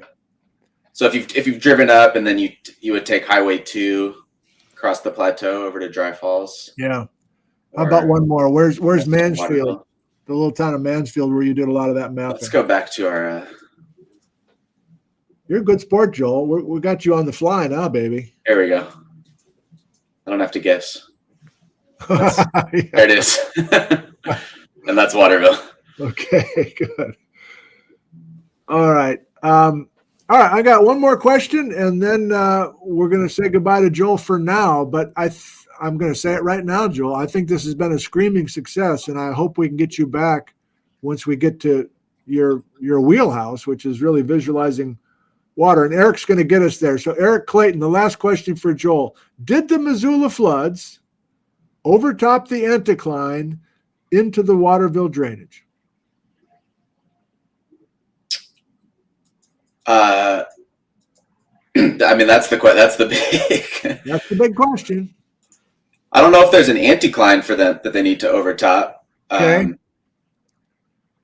But yeah, but this is an opportunity, I guess, to they've talk got to about some of overtop the this.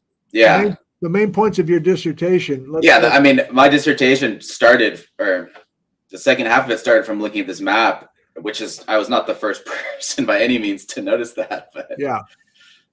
Moses Coulee, doesn't connect to the Columbia Valley. It just starts right here. Mm-hmm.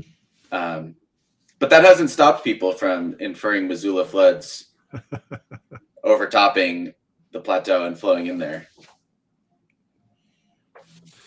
So your work is a vote to consider other sources of water instead of Missoula water coming into Moses Coulee.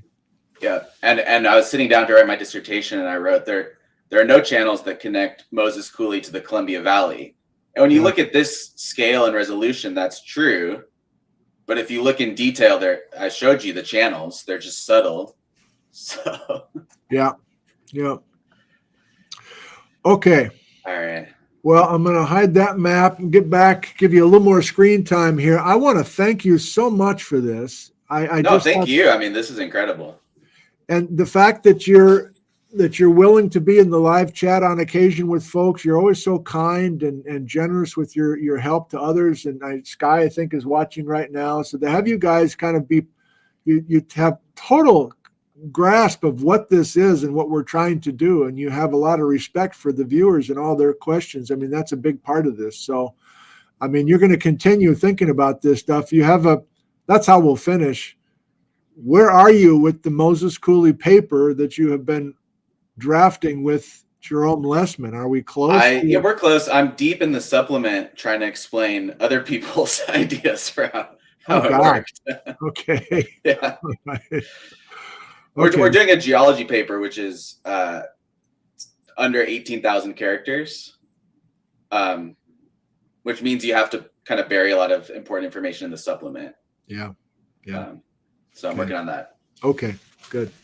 Well, for now, I say thank you for all of your time and your help with all the emails and the maps, and we'll try to get you on again sometime soon, Joe. Thank you so much, Joel. Thank you. Have a great one. Have a good one. Bye-bye. Bye. Joel Gombiner, a recent graduate of the University of Washington, PhD, Brian Atwater and John Stone, the major professors on his committee. And if you recognize Joel from this is the first time he's been live with us, but yeah, I've done a number of videos with him over the last couple of years, most recently up in the Sandpoil with Brian Atwater and Jerome Lessman and Joel. So he's a bright guy. He's a thoughtful guy. He has much to offer to this discussion, and he's open to new ideas, which is a real plus. We have just, I don't know, I could call it right here, but I think I want to read to you. So if you've had enough, thank you for stopping by. But now that we're done with our guest,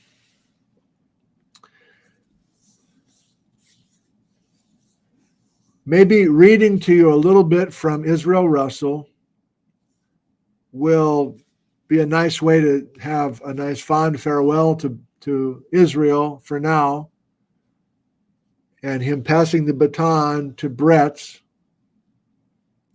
And maybe this were also reading to you would give you a little bit of extra motivation to dig into these papers. I understand it's not for everybody, but these papers, if you're just new to us, didn't see the first half of the show, these papers are all here. And here's what Jesse came up with this morning at 4 a.m. To show us that Brett's and his college mentor attended. I mean, how does she find this stuff? I don't know. Like nobody else found this. And it's got Brett's report and everything else. So it's not only that kind of anecdotal stuff, kind of story time stuff, but I'm going to read to you a few selected passages from some of these old papers as Israel Russell was mapping in the 1890s. That's how we'll finish today. Let's do it.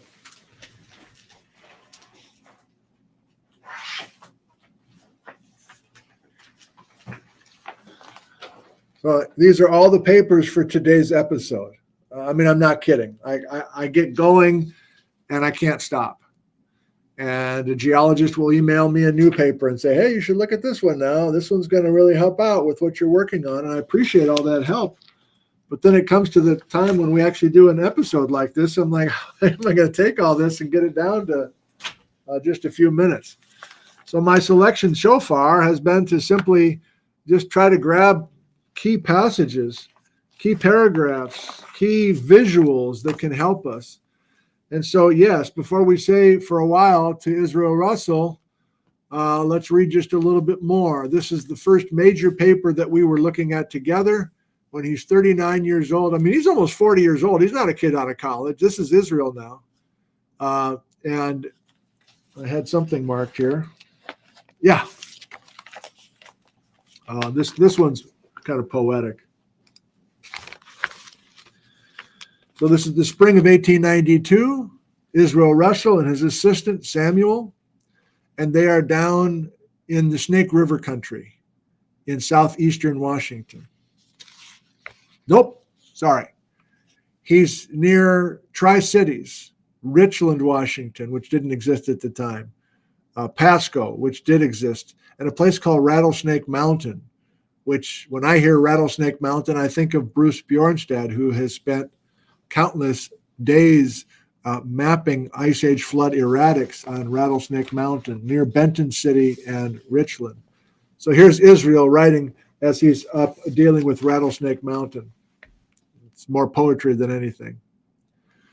What especially strikes the attention of the observer, viewing the magnificent panorama surrounding Rattlesnake Mountain, is the desolation of the scene. Not a trace of the deep green forests or of the more vivid tints of cultivated fields arrests the eye. This is essentially the Hanford site before the Hanford site. There is not a tree in sight except on the far off western mountains. Those are the Cascades. The light at midday is blinding in its intensity, and the absence of shadows renders the far-reaching picture flat and expressionless. The surface of the desert land becomes heated, and the waving atmosphere renders all but the nearer objects uncertain. But when the oblique lights the evening, it causes the mountains to cast long shadows on the plains, and each drainage line and fault cliff is brilliantly illuminated or dark with shadows. The scene acquires new life. The character of the topographic forms and the main features of the geologic structures then stand out with such wonderful distinctiveness that one may read the history of the land as clearly as if it had been carefully modeled for his study. Botched that at the end. Oh well.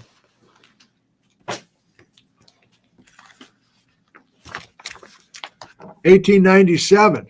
There may be 3 people left. I don't care. I love this stuff, which I really haven't read from yet. But this one also waits for you. nickzentner.com. Click on the word floods in the upper right-hand corner. A reconnaissance of the southeastern Washington area, otherwise the Walla Walla area. This is late summer 1896. Now Israel is 43.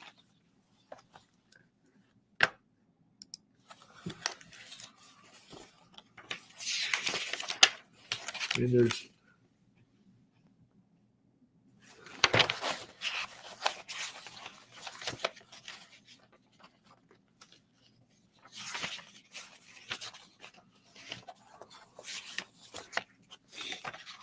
this guy paints a vivid picture, man. That's why I like reading this stuff. So we're now in extreme southeastern Washington, thinking about pre-glacial drainages, canyons that never became coulees because the Ice Age floods, except for the Bonneville flood, never came through that country. The basaltic plateau is crossed from east to west by Snake River, which flows through a deep, steep-walled canyon. There are several streams that rise in the mountains of Idaho and in the Blue Mountains of Washington and Oregon, which traverse the plateau in deep, narrow, trench-like valleys, which in fact are true canyons. There are also a few small streams which have their sources on the nearly level plateau and flow through deep canyons, which again are frequently canyon-like. Although the plateau has been deeply cut by the streams flowing across it, yet broad, flat-topped interstream spaces still remain to show what would have been the character of the entire region if it had not been deeply dissected. So Russell loves this peneplain thing. We're back to that again. He sees a peneplain across the Cascades, and then it's heavily dissected. He sees that same former flat landscape down there by the Blue Mountains and getting those things dissected as well. In some regions, particularly in the Palouse country, the surface of the plateau is roughened by short, rounded hills, 50 to 80 feet high. But in a general view, none of the hills are prominent, and they do not detract from the impression that the surface is essentially level. So we're not in the folded area now. We don't have the big Badger Mountain anticline. We're way down in the southeastern corner, tucked down there by Walla Walla. One may travel through the deeply sunken valleys and canyons for scores of miles, and in the case of the Snake River Canyon, for over 150 miles continuously, and be shut in at all times by walls of rock that seem like mountain ranges on either hand. Yeah, he's talking about Hell's Canyon now, essentially, and then coming into Washington.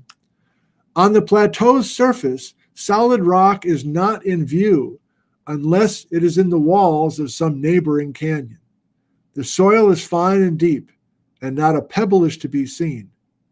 In the canyons, the somber walls of either side are formed at the edges of the thick sheets of basalt, and frequently columnar precipices rise tier above tier, each step being from 50 to 100 feet or more in height. The lateral okay. All right, we get it. Felt like there was something else I wanted to get to there. Yeah. So now talking about the kind of evolution of a preglacial landscape.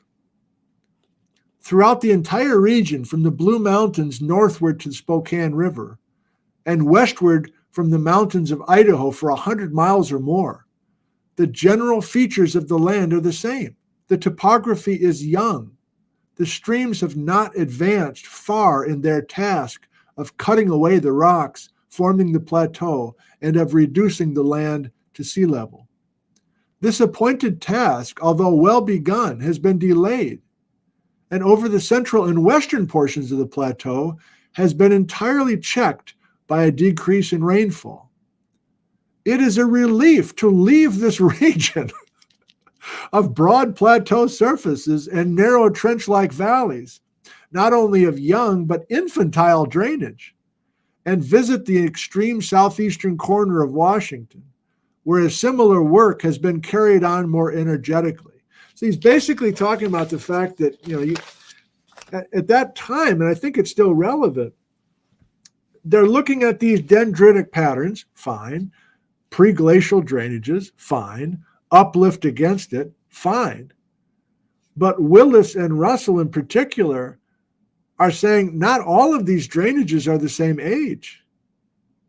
Some of these drainages have deeply dissected. In other words, there's been a lot more time to carve deeper, like down in extreme southeastern Washington.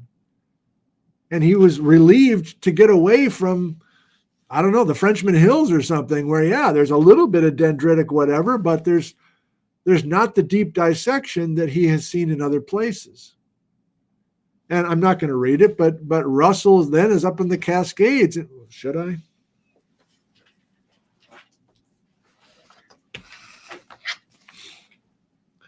Now Russell's up in the Cascades.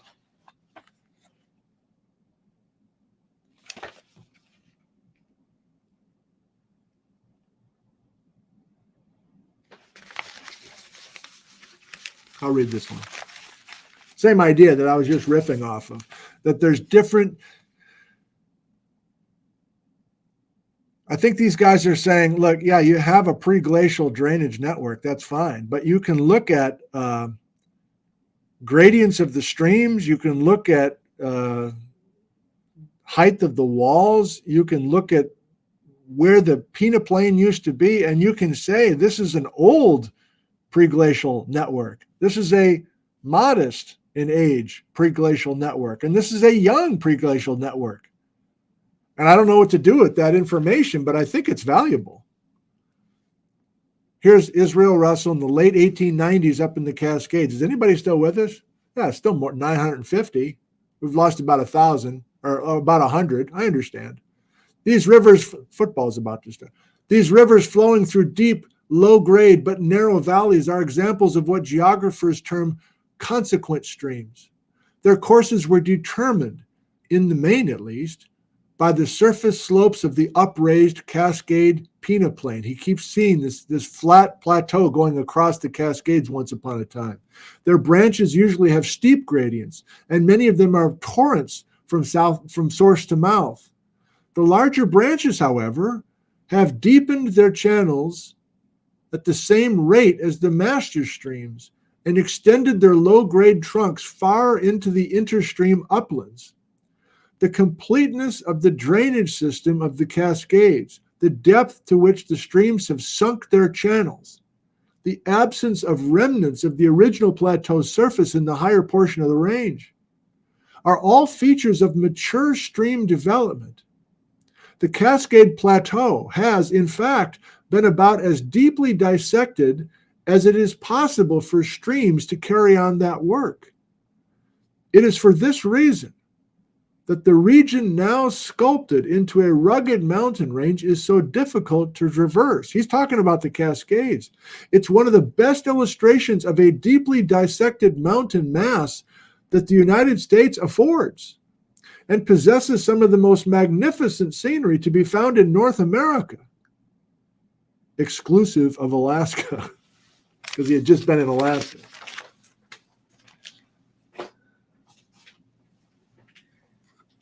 I don't know. I guess that kind of reading might grab you, and if it does, there are hundreds of pages waiting for you where? At nickzentner.com, promo code Patrick, click on floods, and get down to these pages. Now, there's a bunch of stuff that Sky Cooley sent me that's extremely valuable coming from papers like this in 1978. I have yet to sink my teeth into it, but I have hopes. I have hopes that the Russell papers we will revisit once we get into the nitty-gritty of new ways to think about the Ice Age floods later this month and into January. That's how we'll finish. I'm not even going to look at... Sure. Let's do some live question and answer with me, in case you have some things carried over from Joel's visit or things that I'm reading here. But it's quite late. We'll just do a handful of questions from you, and I can respond. And then I'll give you a little heads up for my loose plan for the rest of the month. Daniel, peneplain would extend between the Silesia leading edge and North America leading edge. Oh, that's an interesting thought, Daniel. I really can't visualize the peneplain across the Cascades. And there's too much for me to read in just a few days. I mean, the term is still going on here. I got students coming in every few minutes to interrupt. So again, I'm lobbing these papers out to you, and if some of you are interested, you're going to be much deeper into it than I have been so far. But to reconstruct that Cascade peneplain and to grasp why all three of those guys, Smith, Willis, and Russell, were together in the late 1890s. They all loved that Cascade peneplain thing. Apparently Smith was a bit more skeptical than the other two, but even he came around by the time he publishes in 1904 or 1903. And the Smith paper is there for you as well. Can I show pictures of syncline, anticline, monocline like I'm a 101 student, says Mr. Tony. Oh, I'll draw it for you real quick, sure.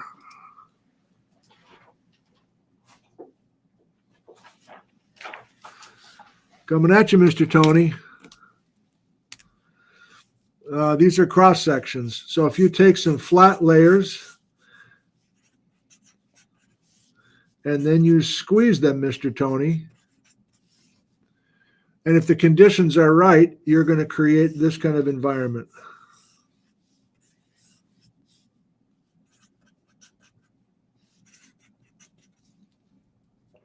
And this is an anticline. This is a syncline.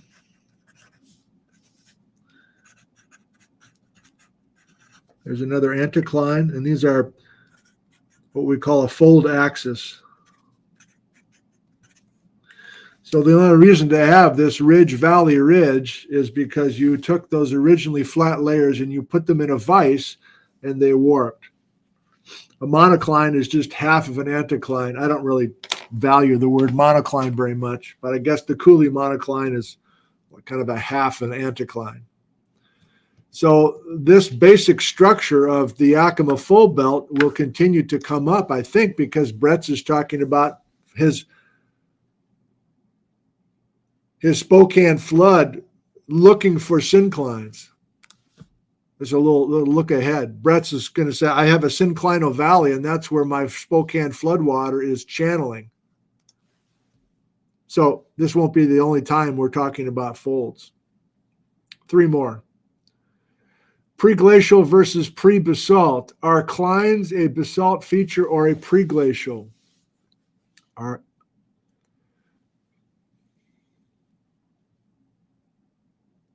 Thanks for the question. If you're arguing that the clockwise rotation has happened for 50 million years, and I think a number of geologists do argue that, that means we've been squeezing the crust of Eastern Washington for 50 million years. So that's 30 plus millions years of compression before the Columbia River basalts. So there must have been folds, ridges, and valleys and faults in the Arcosic sandstone that's Eocene in age. The basalts show up, and then they get folded probably in the same manner. So just riffing with you, I think we're going to see when we get to the floods keep reusing pathways over the course of 2.6 million years. Old floods, new floods, they're all following basically the same trend. And I think that those trends, those general obvious places for the floods to travel, are following the fabric of the land, and the fabric of the land goes back to the days of accreting Silencia 50 million years ago. So it's like it's almost the Yakima folds of the basalt are maybe just inheriting folds that existed before the basalts. I'm just spitballing. 2 more uppercase and we're done. And then I promised something. I can't remember what I promised. Les, can we see the evidence of the Columbia Gorge of peneplain? I don't know. I don't know what you mean there. Jack, has the chronology of the dendritic development on basalt flows been published? Chronology of the dendritic. I'm not sure, Jack. I don't know much attention. Maybe the spirit of your question is if there's different generations of dendritic and there's this super old pattern of uplift and dendritic erosion and younger versions of that, I doubt anybody's been approaching it that way. Oh, you know what? Hang on.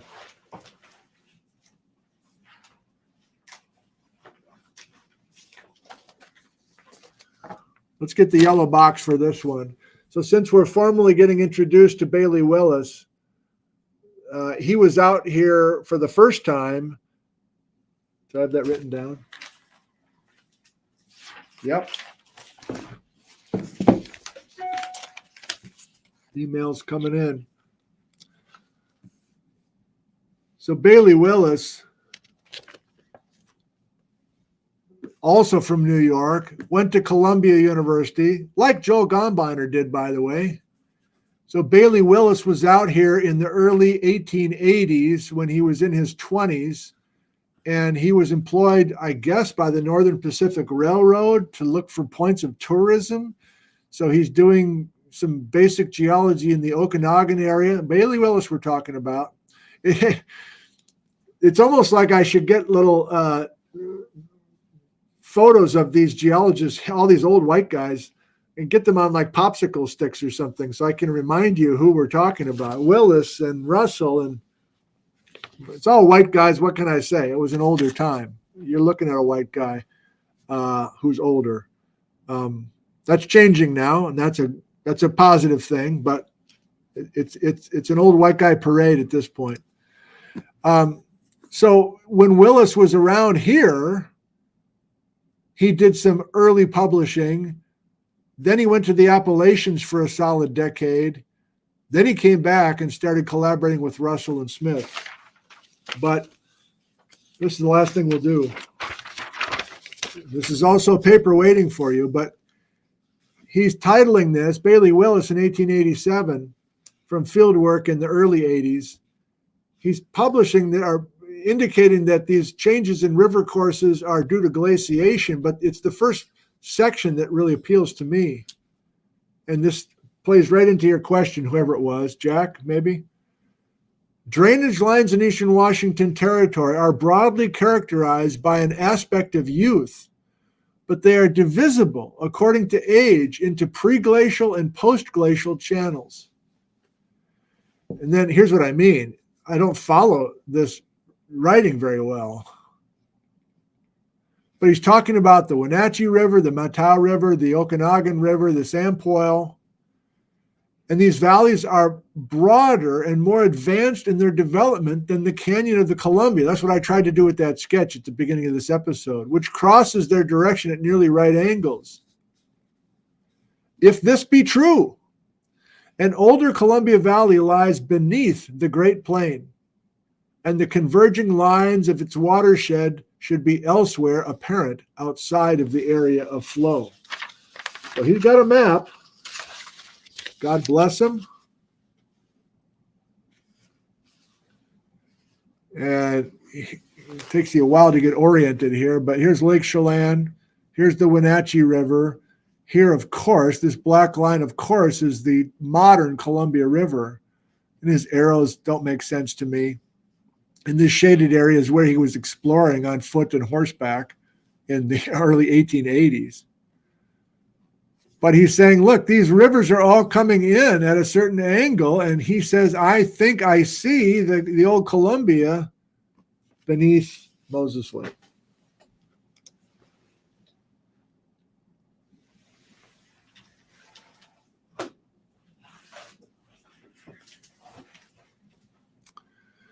I will see you next on Thursday, December 7th at high noon Pacific time.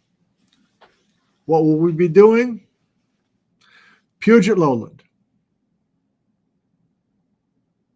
It's time to follow J. Harlan Bretz and his new wife by train to Seattle.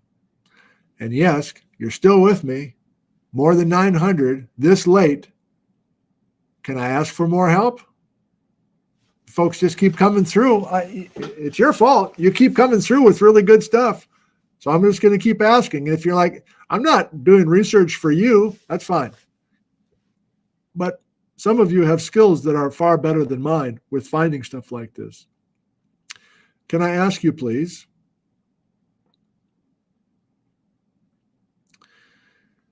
Can we find evidence that Bretz and his wife Fanny are in Seattle in the fall of 1907? The dates are still a little bit off. I think Sonicson and others say that he comes out in 1908. But according to my simple math, I think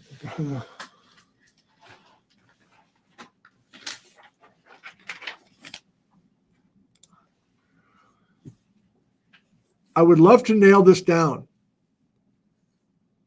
For sure, Brett's graduates from Albion College in the spring of 1905. And yes, that's the first time that he's went to this Academy of Science meeting. My best guess is that he teaches 2 years at Flint. His first year teaching high school in Flint, this is Brett's we're talking about, he's a bachelor. The second year, spring of 1906 through the spring of 1907, he's married. I think, but I'm not sure, that he and Fanny come out to Seattle, must be on the train, the summer of 1907. Is there any way to prove that Brett's and Fanny, Harley and Fanny, are living in Seattle in the fall of 1907? That's my suspicion, but I'd love to be able to prove that. Also, railroad people, what's the likely route? Actually, this is an important question. What's the likely route by train that Harley and Fanny took going from Flint, Michigan to Seattle, Washington? I know we can't prove that, but like, you know why I'm asking. What is Brett seeing for the first time out the train window in the summer of 1907? Isn't that his first time seeing Eastern Washington, even if it's like fleeting?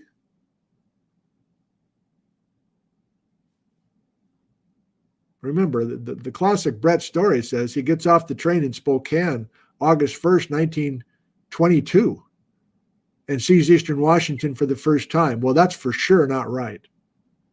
I have notebooks with Brett's in Eastern Washington years earlier than 1922, but potentially August of 1907 or July of 1907 is his first time through Eastern Washington by train on his way to starting a new job in Seattle.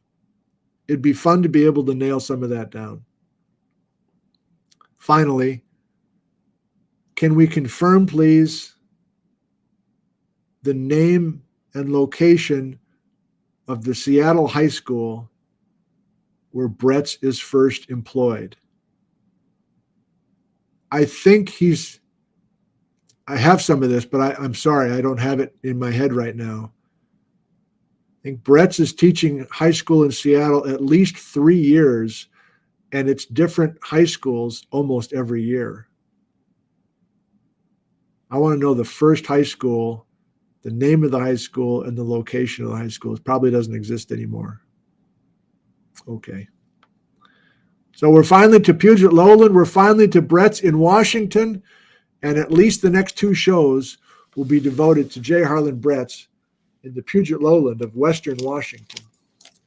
Keeping in mind that he's eventually going to Eastern Washington, but I want to say, I want to learn what geology did Brett's document in Western Washington that helped him flesh out the idea that there were Ice Age floods in Eastern Washington in the 1920s. A long show. A toss to you. That was a long show. A toast to you. These shows just get longer and longer. I can't help it. I'm having too much fun. Here's to you. Here's to the John Stockton autographed basketball. Here's to Pat Miller from Yakima, who may still be with us, who gifted me one of the most creative gifts that I've ever received. You want to see it?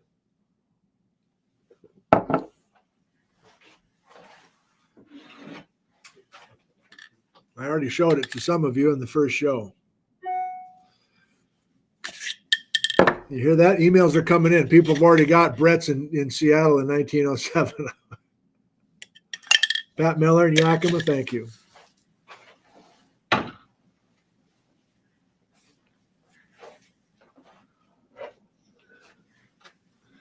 I rewatched the Bailey Willis show from my front porch, and I was reminded that it was Cozy Fort by Steve who made this gift in addition to the Cozy Fort operation for those that are aware of the Nick from Home live streams during 2020's pandemic. Thank you, Steve, if you happen to be still with us.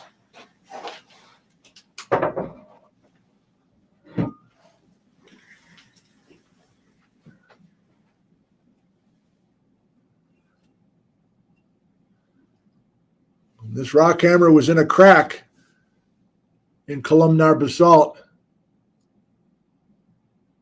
for a decade before it was rescued by Andrew in Albuquerque.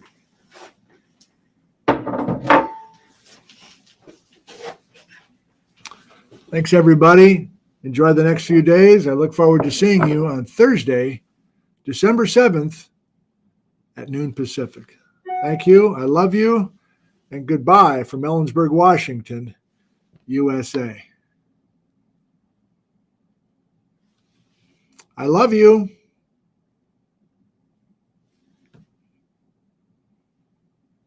And so does Joel Gombiner.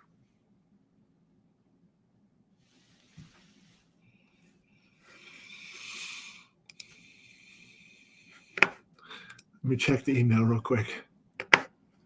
Yep, J. Harlan Brett's info. An email from Pat Miller at Yakima. Brett's in Seattle. Oh, they're all sending the same link.